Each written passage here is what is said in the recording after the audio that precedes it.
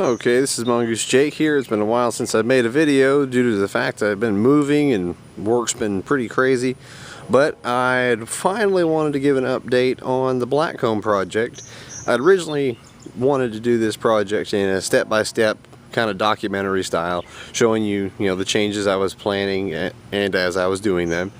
But that did not quite work out. I got sidetracked, and just now I'm showing you the final product of the entire custom build.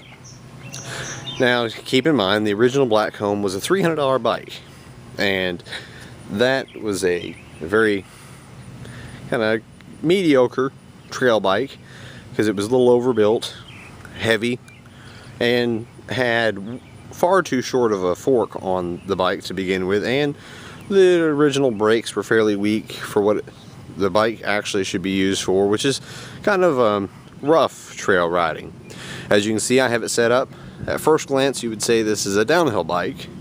That's not the case. It does still have a front derailleur, no chain guide, and as you can see, the setup is about 5.5 inches of rear travel with this new shock, 6 inches of front travel with the Marzocchi Bomber. That was a drop-off triple with a quick release.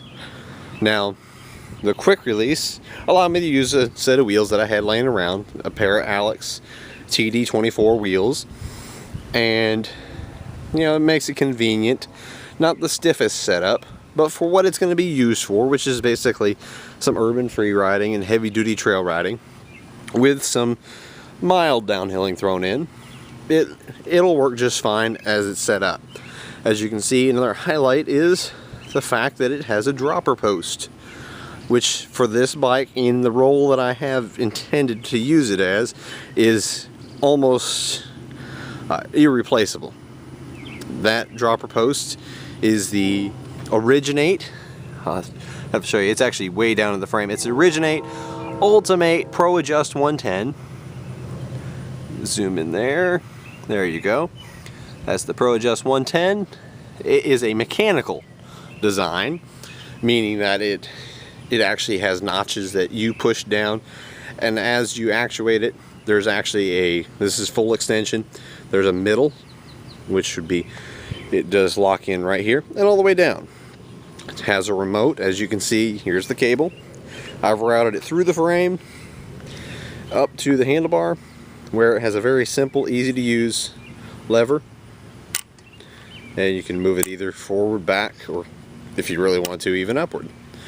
Now, very simple, easy to use, and works very effectively. For the $100 that it retails for online, or maybe if you got it at your local shop, $120. I did buy mine at my local shop that I use for all my parts, and I of course get the discount, so it doesn't count. But for the $100 to $125 maybe you'd expect to pay for it, it is absolutely irreplaceable once you try one. Highly recommend it for any free ride bike, which is what you would classify this as, with 5.5 inches of rear travel and 6 inches of front travel. This is more than just your typical trail bike.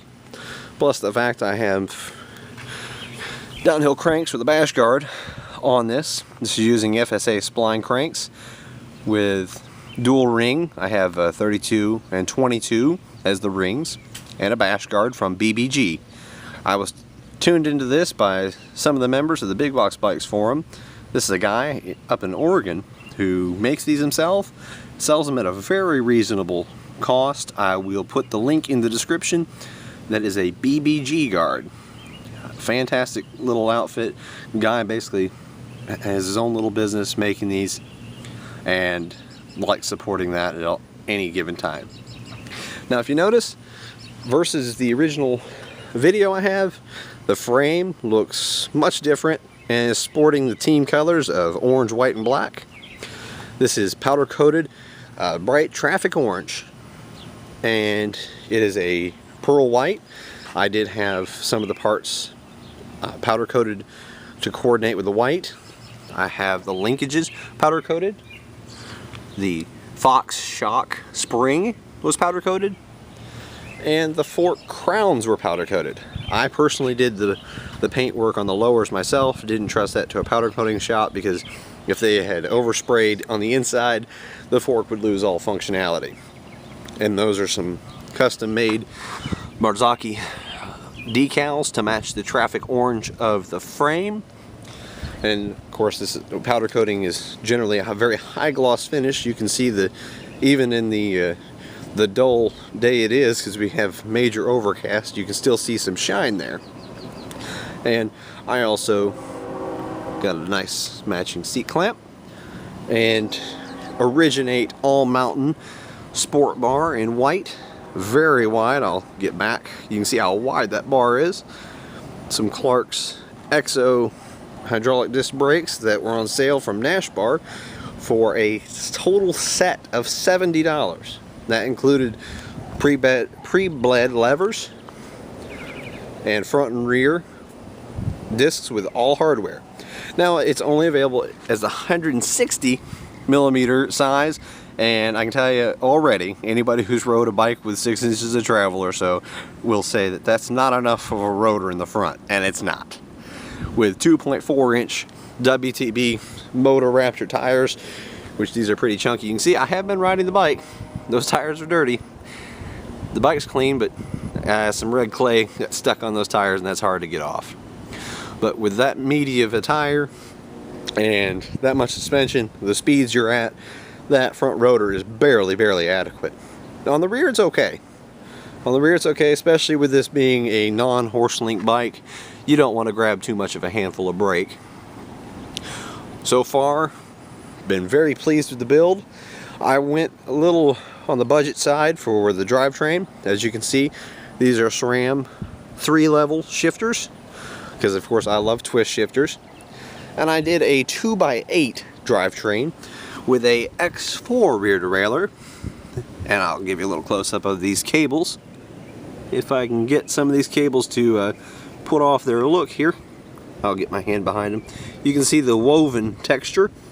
These are the Clark's pre-lube cables.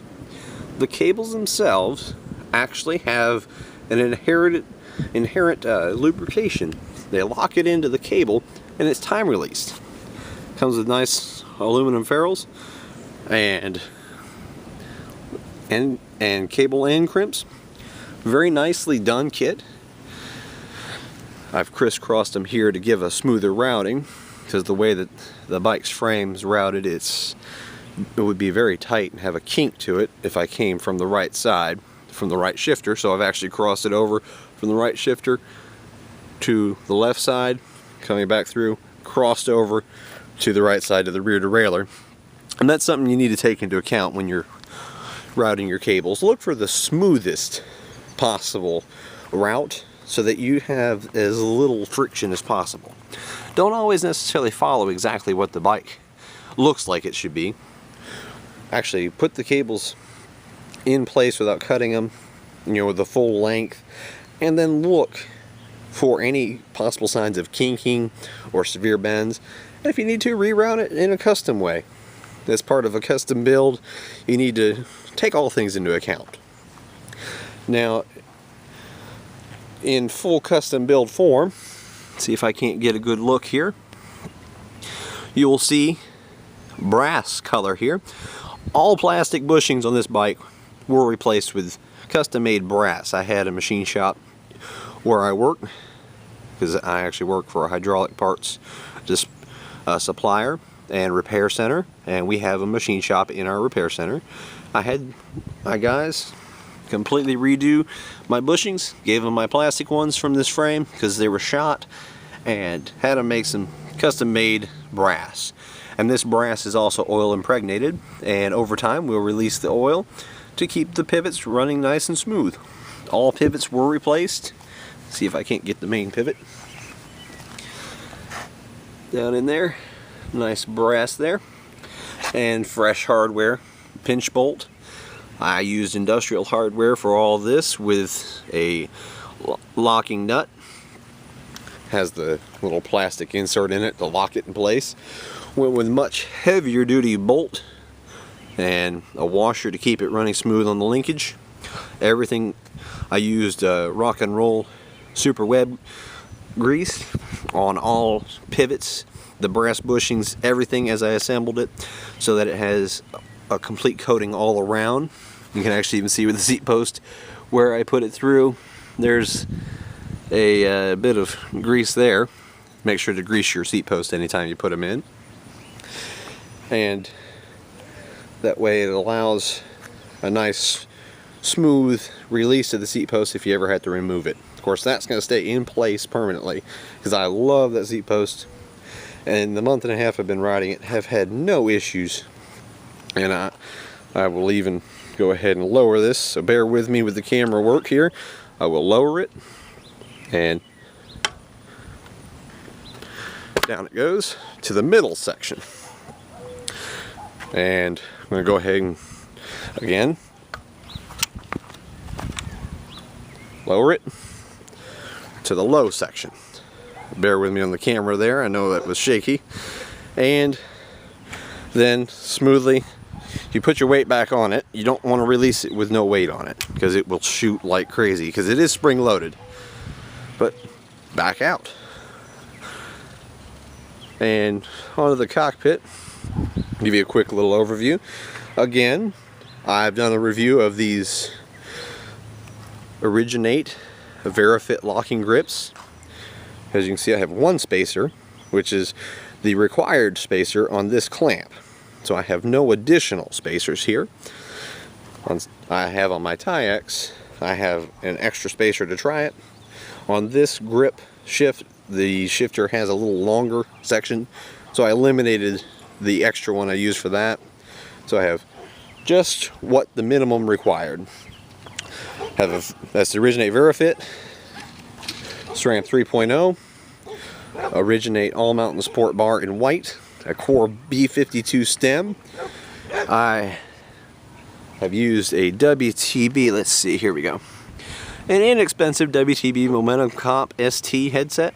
Now the reason for using the Comp ST is it's an all steel headset.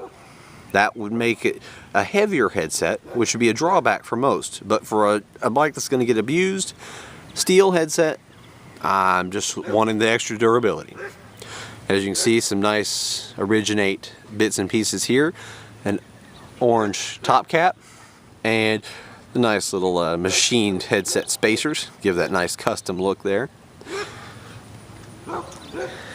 Down here, another Originate piece is the Proform Fiber UL pedals in white. And this is just the in-depth look at a custom built bike. I have a WTB Pure V saddle with a custom white strip.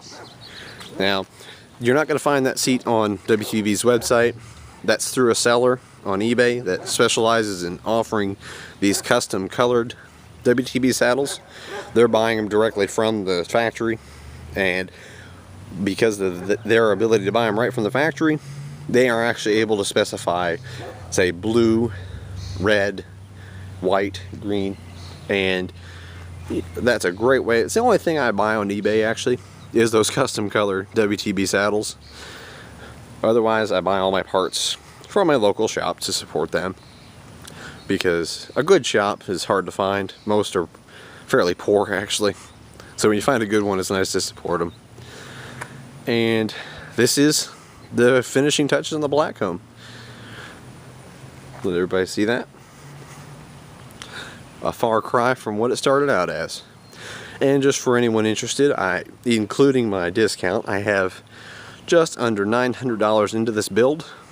If you were to price it out without my discount, no brakes, the fact I had some parts helped out as well, you'd be looking at about $1,200 maximum, somewhere in the neighborhood of between $1,000 to $1,200, and then I would have a pretty awesome, light duty free ride bike, heavy duty trail bike.